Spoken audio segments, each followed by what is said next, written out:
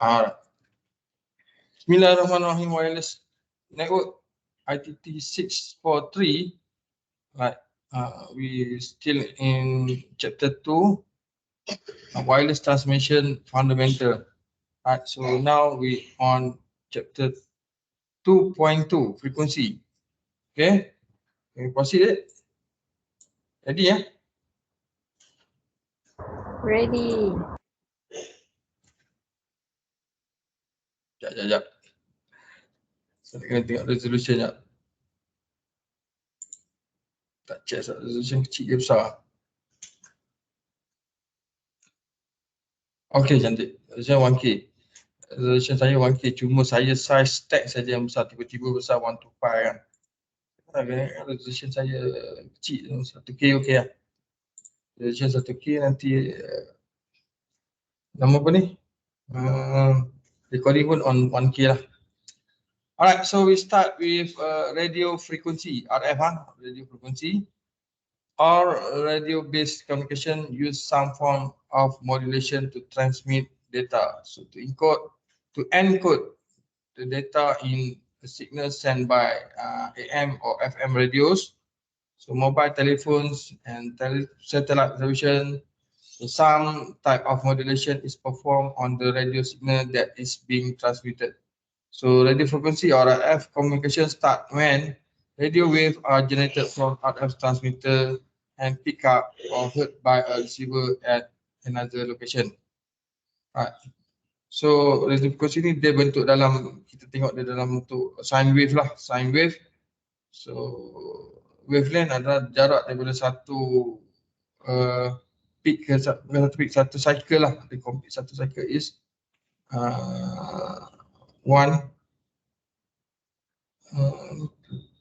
ni bukan one wavelength, bukan satu cycle ke satu cycle ni.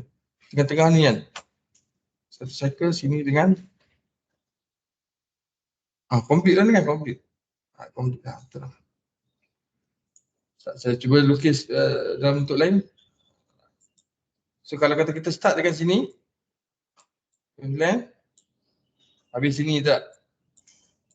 Dia complete satu cycle. Sebab dia ambil kat tengah ni jadi nampak macam betul ke satu cycle. Rupanya dia dah complete satu cycle. Mana tak keluar dia punya pointer option ni. Color, mungkin color sesuai. Tak ada penting lah.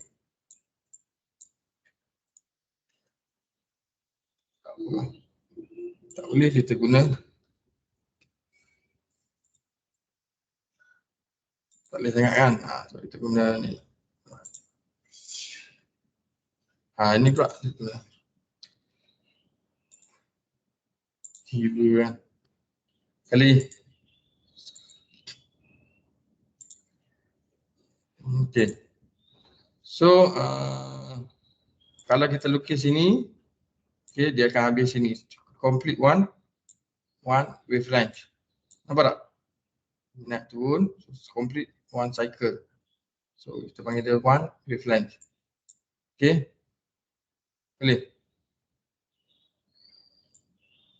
Tapi dia bila dia start dengan ni, saya tak nampak dia macam satu cycle kan, sebab dia nampak mana atas dia. Rupanya atasnya apa nama atas dia, dia tak complete, dia tak nampak macam complete sebab yang ni start sini, start dan end sini lah, betul nampak. So bawah dah cukup cantik lah. Right. Okay. Sama je kalau kita start dengan paksi ni. So that is one wavelength. Right.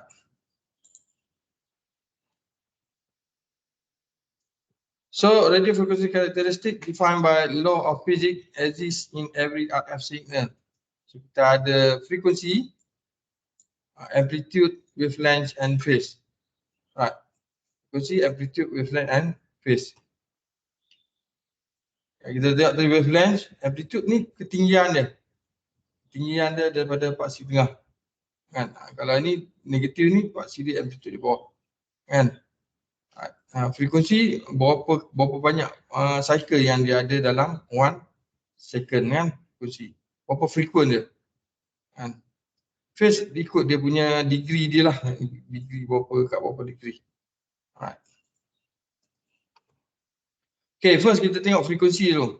Frequency describe a behavior of waves. So how far the wave travel, or more specifically, how many waves are generated over a 1 second period of time is known as frequency. So frequency is the rate of change with respect to time. Change in a short span of span of time means high frequency. So change over a long span of time means low frequency. So if a signal does not change at all, it is frequency zero, and its frequency is zero. So if a signal change instantaneously, kerap sekali, its frequency is infinite, sampai tak boleh tahu berapa dia punya berapa ribu, berapa juta, kita tak tahu. So dia adalah infinite. Okay, so kalau dia tak kerap macam ni, dipanggil dia sebagai low frequency. Tengok, kalau kerap dipanggil high frequency. So frequency management. So RF signal cycle in an alternating current in the form of an electromagnetic wave. So frequency is the number of time a specified event occur within a specified time interval. So a standard measurement of frequency is Hertz, okay, which was named after the German physicist Heinrich Rudolf Hertz. So an event that occurs once in 1 second has a frequency of 1 Hertz. So an event that occurs 325 times in 1 second is measured as 325 Hertz. Kalau kita boleh baca, kira ada 325 wave ni, event ni, so kita panggil dia sebagai 325 Hertz. Dalam masa 1 second lah, berapa dia punya event dia. Right. So the frequency at which electromagnetic wave cycle is also measured in Hertz. Different metric prefix can be applied to the Hertz measurement of radio frequency to make working with very large frequency easier. Okay, kita tahu 1 Hertz 1 cycle per second, right? And then 325 Hertz equal to 325 cycle per second. How about 1000? 1000 kita panggil 1000 cycle per second. Dan kita boleh ringkaskan dia jadi 1 kilohertz. Alright, 1 kilohertz. And then how about 1 million? 1 million, 1 megahertz. And it's 1 billion, 1 gigahertz. 1 trillion, 1 terahertz. Alright. The second one is amplitude. Okay, amplitude yang saya beritahu daripada tengah tadi kan, daripada titik tengah. Okay, Y dia daripada part CY. So kalau daripada tengah dia ke peak ataupun negatif dia ke peak, so there is a amplitude. Amplitude can be defined as the maximum displacement of a continuous wave with RF signals. The amplitude corresponding to the electric field of the wave. When you look at the RF signal using an oscilloscope, the amplitude is represented by the positive crest and negative through valleys of the sine wave. Right. So tadi wavelength ni kita ada simbol lah, nama dia lambda. Kan? Right. Tanda macam H ni kan. So amplitude A, nampak A amplitude. Okay, so kita nak tahu kalau kata dia punya wavelength yang sama, kalau yang tinggi ni kita panggil dia strong amplitude, kalau yang rendah ni kita panggil less amplitude. Right, so lambda represent wavelength and A represent amplitude. Okay, the first signal crest and through have more amplitude, the signal has more amplitude. Nah, kita tahu strong or less amplitude tadi. And then the second signal crest and through have decreased magnitude, and therefore the signal has less amplitude. Clear? Transmit or receive amplitude. When discussing signal strength in a wireless LAN, amplitude is usually referred to as either transmit amplitude or receive amplitude. Transmit amplitude is typically defined as the amount of initial amplitude that leaves the radio transmitter. For example, if you configure an access point to transmit at 50 milliwatts, that is a transmit amplitude. Cable and connectors will attenuate the transmit amplitude, while most antenna will amplify the transmit amplitude. When a radio receives an RF signal, the received signal strength is most often referred to as received amplitude. RF signal strength measurement taken during a site survey is an example of received amplitude. So different type of RF technologies require varying degrees of transmit amplitude. So AM radio station, dulu ada AM radio station, sekarang kamu tak kenal dah kan, kamu kenal FM kan, FM, FM, hot FM contohnya, tak ada hot AM kan. Kalau hot AM dia akan jadi hotam kan. AM radio station may transmit narrow band signal with as much power as 50,000 watts. So the radios used in most indoor 2.11 access point have a transmit power range between 1 milliwatt and 100 milliwatt. So Wi-Fi radios can receive signal with amplitude as low as billions of a milliwatt. Okay, then kita go to wavelength. Yang mula kita tengok dia, a wavelength is the distance between the two successive crests ataupun peak or two successive true valley of a wave pattern. A wavelength is a distance that a single cycle of an RF signal actually travel. The Greek symbol lambda, lambda ni adalah Greek symbol represent wavelength. Frequency is usually denoted by the Latin letter F. Frequency F lah, tapi dia pakai Latin F. The letter C represent the signal, the speed of light in a vacuum. So this is derived from celeritas. Celeritas. Okay. Amigo. The Latin word meaning speed.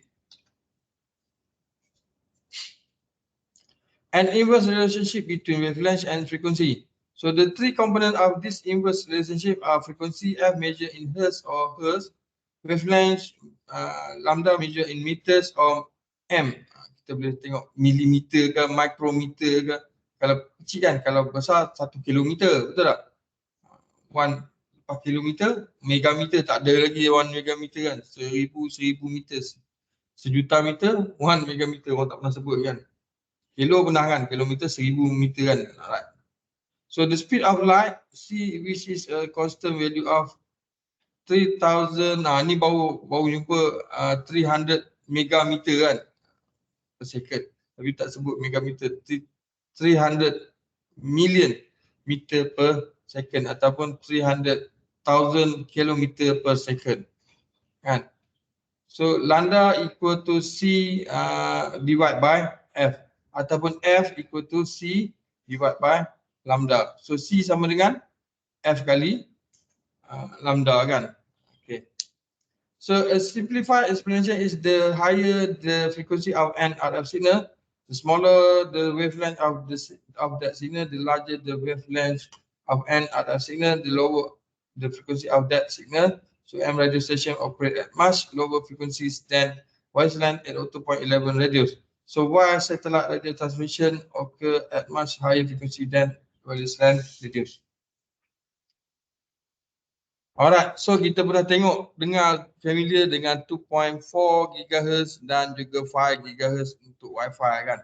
Okay, so bacaan dia adalah 2.45 GHz and 5.775 GHz wavelength kan. Okay, so the majority of wireless LAN radio operate in either 2.4 GHz frequency range of the 5 GHz range kan. Lebih kurang 12.24 cm kalau 2.45 GHz. Kalau 5.775 GHz lebih kurang 5.19 cm dia punya wavelength. Right, ataupun 2.04 inci. Dan ni double sikit 4.82 inci lebih besar kan. So wavelength and coverage distance, higher frequency signal will generally attenuate faster than lower frequency signal as they pass through various physical medium such as brick walls. So this is important for a wireless engineer to know for two reasons. First one, the coverage distance is dependent on the attenuation through the air ataupun kita boleh refer to as free space pass loss. And second one, the higher the frequency. Okay, Typically, the less the signal will penetrate through obstruction. For example, a 2.4 GHz signal will pass through walls, windows, and door with greater amplitude than a 5 GHz signal. Kan? Kalau kata kamu on Wi-Fi yang ada N tu kan, so dia akan ada dual band kan, 2.4 dengan 5 GHz. Ataupun siapa yang kat rumah ada Unify kan, default kamu akan dapat dua SSID kan, satu yang 2.4, satu lagi 5 GHz at Unify kan. Okay, next kita pergi phase pula. Phase ni macam mana pula? Kan, kita tengok phase shift. Phase is not a property of just one RF signal, but instead involve the relationship between two or more signals that share the same frequency. So the phase involves the relationship between the position of the amplitude crest and through of two waveform. So phase can be measured in distance, time, or degrees. If the peak of two signals with the same frequency are in exact alignment at the same time, they are said to be in phase. Conversely, if the peak of two signals with the same frequency are not in the exact alignment, so at the same time they are said to be out of phase. Completely out of phase, satu ke atas, satu yang ke bawah, nampak? So maksudnya dia punya phase shift dia tu out of phase. Kalau dia sama, kita panggil dia in phase. Okay, so kita tengok phase shift ni berapa degree dia punya, yang ini totally berapa degree, 90 kan, 90 degree kan, bukan 180 degree, 180 degree complete out of phase ni 180 degree. Kita tengok 180 degree kat atas ni, so ada kat sini kan, A dengan B ni terbalik kurang 180 kan, macam kita pusing 180 kan. Kalau 90 dia sebenarnya ada lagi out of phase, tapi dia macam selari sikit kan. So kalau 90 degree, and then kalau sebelah sana kita panggil dia 270 degree kan, 370 degree. Kalau 0 darjah ataupun 360 degree, dia akan dapat the sama kan, in phase. Betul?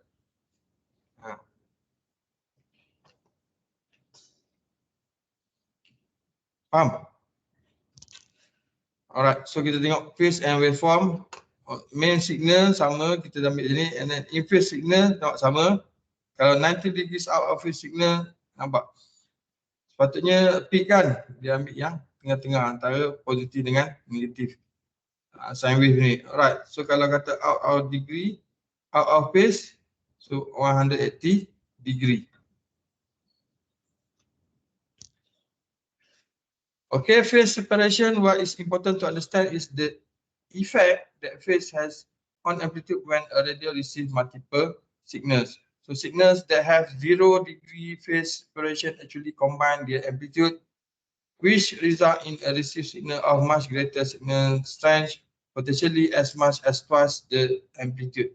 So if two RF signals are 180 degrees out of phase, the peak of one signal is in exact alignment with the true of the second signal or mirror image. They cancel each other out of the effective received signal strength is none. So phase separation has a cumulative effect. Depending on the amount of phase separation of two signals, the received signal strength may be either increased or diminished. So the phase difference between two signals is very important to understand the effect of RF phenomenon known as a multipass. Okay, nama dia adalah multipass. Okay. Any question?